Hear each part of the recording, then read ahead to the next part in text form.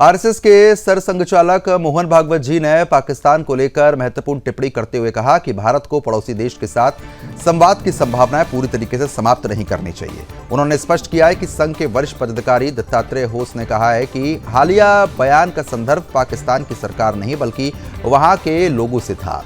बता दें कि मोहन भागवत जी ने कहा कि संघ की कोई स्वतंत्र विदेश नीति नहीं है और वे पाकिस्तान के संबंध में केंद्र सरकार की नीति का भी समर्थन करता है। नई दिल्ली में आरएसएस के शताब्दी वर्ष कार्यक्रम के तहत आयोजित एक संवाद सत्र में मोहन भागवत जी ने कहा कि पाकिस्तान में ऐसे अनेक लोग हैं जो मानते हैं कि भारत का विभाजन एक ऐतिहासिक भूल थी।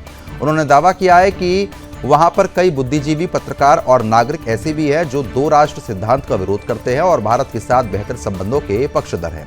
भागवत जी के अनुसार ऐसे लोगों के साथ संवाद और संपर्क बनाए रखना आवश्यक है। बात करें तो पाकिस्तान के साथ बातचीत के मुद्दे पर उन्होंने कहा कि यदि भविष्य में किसी परिस्थिति में भारत पाकिस्तान पर निर्णायक बढ़त हासिल करता है तो वहां के लोगों के भविष्य के बारे में भी सोचना होगा।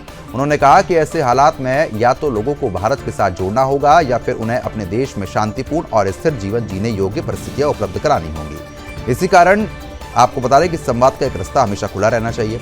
भागवत जी ने यह भी स्पष्ट कर दिया है कि भारत अन्याय और आतंकवाद के खिलाफ सख्त रुख अपनाने का पक्षधर है। उन्होंने कहा कि बुराइयों और अत्याचारों का अंत होना चाहिए, लेकिन जो सकारात्मक और मानवीय तत्व हैं उन्हें बचाए रखना जरूरी है। उन्होंने कहा कि भारत की सभ्यता और संस्कृति संवाद ये अस्तित्व और मानवता पर आधारित रही है।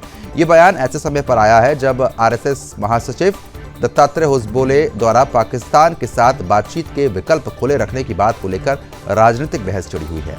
भागवत जी ने कहा कि होसबोले के बयान को गलत संदर्भ में देखा गया और उनका पाकिस्तान की जनता से कोई भी ऐसा आशय नहीं था और साथ ही वे वहां की सत्ता व्यवस्था से कोई भी संबंध रखते हैं।